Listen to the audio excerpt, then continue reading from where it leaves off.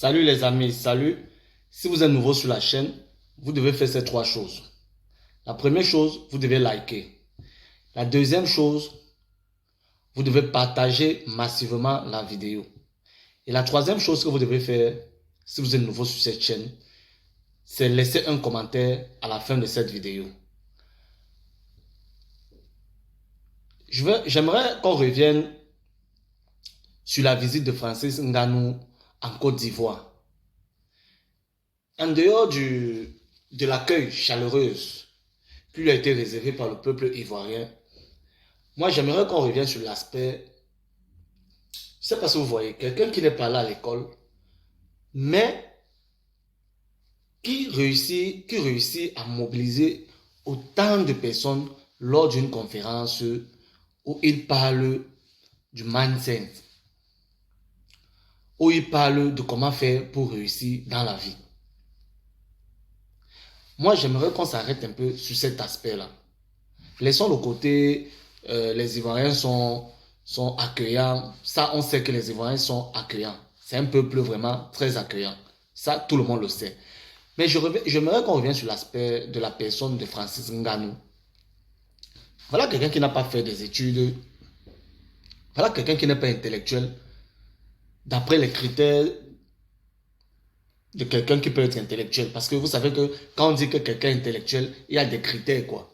On va vous dire, il a bac plus ceci, il a licence, il a maîtrise, il a doctorat, patati patata. Vous savez qu'il y a des critères qui ont été fixés pour reconnaître que si quelqu'un est intelligent ou bien si quelqu'un n'est pas intelligent.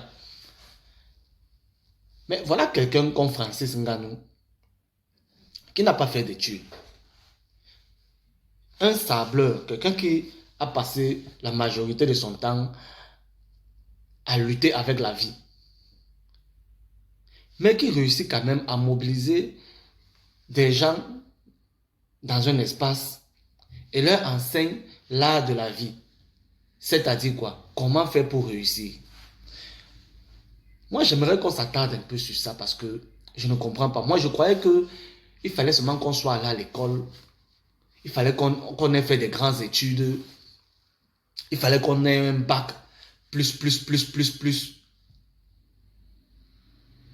Pour pouvoir mobiliser autant de personnes.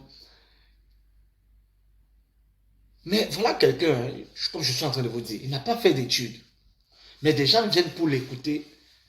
Il fait une conférence où il parle de la vie. Les gens viennent pour l'écouter. Comment ça peut se faire?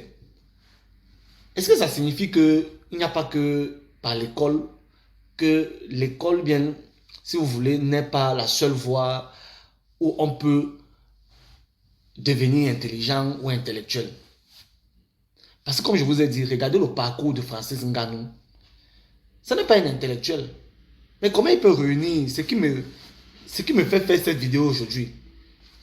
Moi, je me suis posé la question, j'ai dit, mais comment quelqu'un qui n'a pas fait d'études, qui a un problème même quand il parle, on sent qu'il ne maîtrise pas la langue française, mais qui réussit quand même à mobiliser autant de personnes pour leur enseigner la vie, si vous voulez en quelque sorte.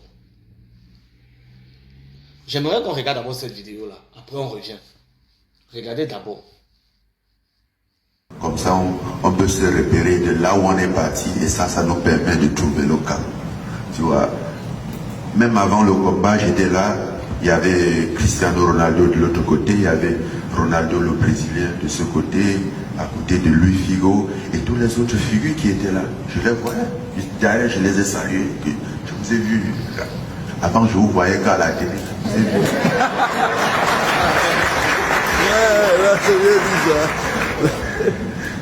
Donc c'est très important.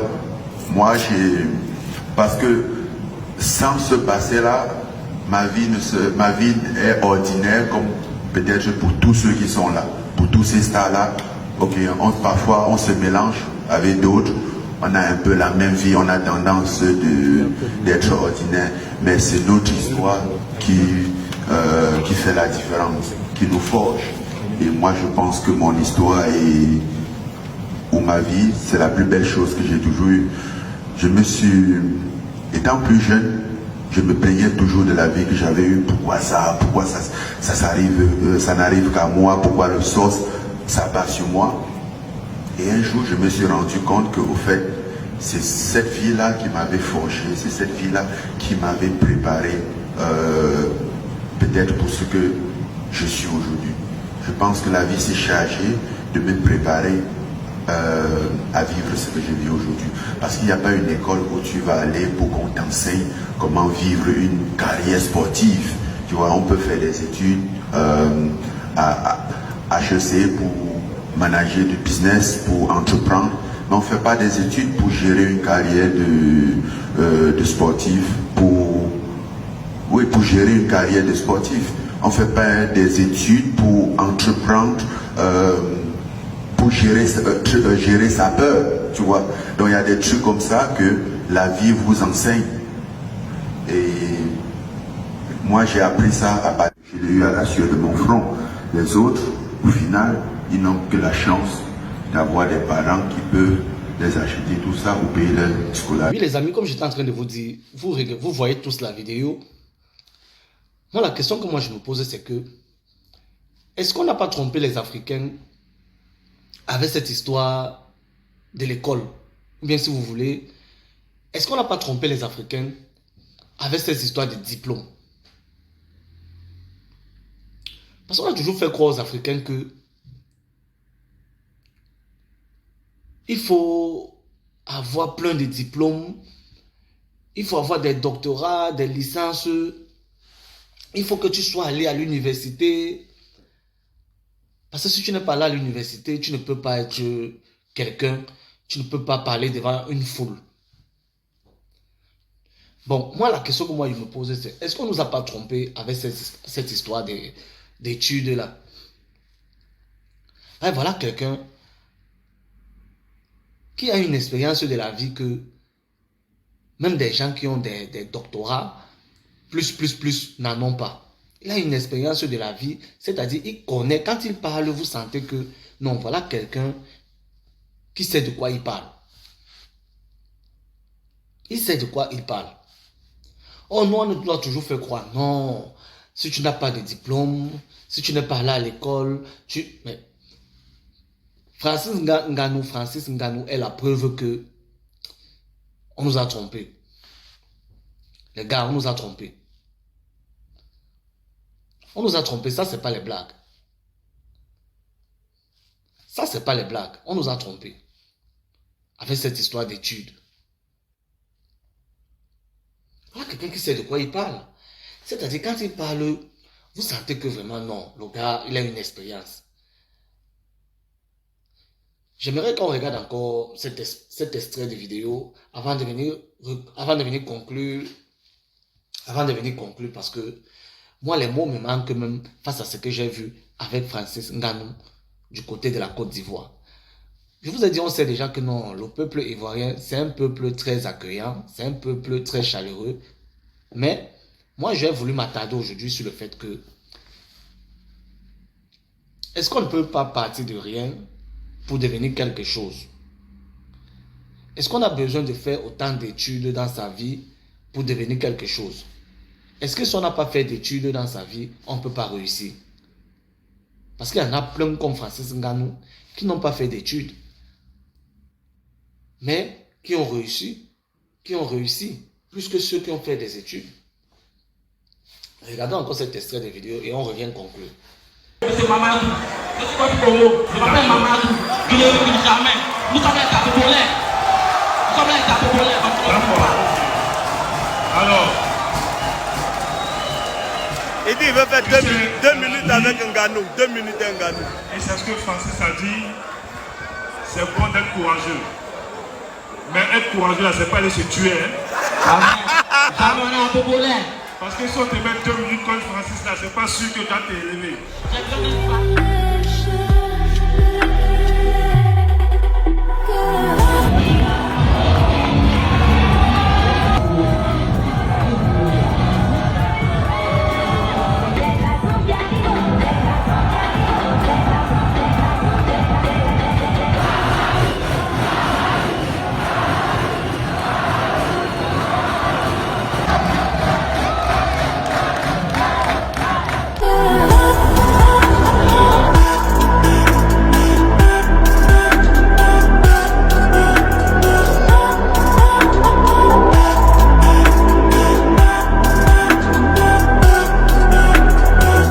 jeunes, monsieur le président du Conseil national des jeunes, je vous demande juste une minute. Francis est ici à Abidjan depuis quelques jours, à l'invitation de la fédération MMA, pour un gala qui a été organisé hier. Et en marge de sa présence, nous avons signé entre donc, la fédération, soutenue par sa fondation et l'Alliance Emploi Jeunes, une convention pour l'insertion professionnelle donc, des jeunes sportifs, surtout ceux qui pratiquent donc, ce sport. Francis est un champion qui est au plus haut sommet aujourd'hui dans le monde. On a tous vu le dernier match. Pour nous, il a gagné. Il a gagné, non? Il a mis le gars KO. On a tous vu. Il est venu échanger avec vous. Parce qu'il y a... Franchement, c'est incroyable. C'est incroyable. Je n'arrive pas à croire à ce que je vois. Parce que voilà quelqu'un qui n'a pas, comme j'étais en train de vous dire, qui n'a pas fait d'études, mais qui réussit quand même à s'exprimer au milieu d'une foule de personnes et arrive à leur faire comprendre, à leur enseigner les règles de la vie. Franchement, moi, ce que je vois avec Francis Ngannou, franchement, ça me dépasse. Moi, je croyais qu'il faut que vraiment, si tu n'étais pas allé à l'école, si tu n'avais pas fait des études, tu ne pouvais pas rassembler autant de personnes pour leur parler. Mais je commence à comprendre que c'est possible. Que tu n'as pas besoin d'aller à l'école, tu n'as pas besoin de faire d'études.